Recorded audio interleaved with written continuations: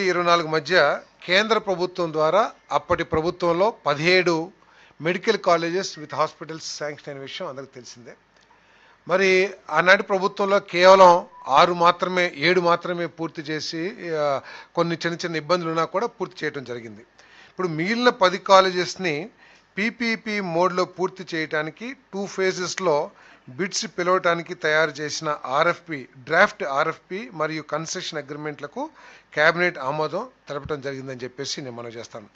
మొదటి ఫేజ్లో ఆదోని, మార్కాపూర్, మదనపల్లి మరియు పులివెందుల్లో మొదటి ఫేజ్లో ఇది టేకప్ చేయబడుతుంది.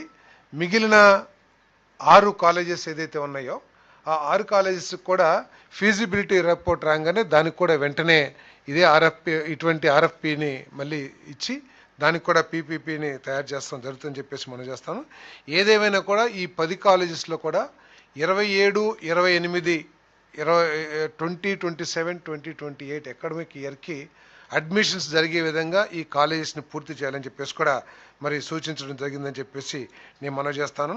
మరి ఈ పీపీపీ మోడ్లో కూడా స్టూడెంట్స్కి ఎటువంటి ఆర్థిక భారం పడకోకుండా కూడా తగు జాగ్రత్తలు తీసుకోవాలని చెప్పేసి కూడా తెలియజేయడం జరిగిందని చెప్పేసి నేను మనవి చేస్తాను.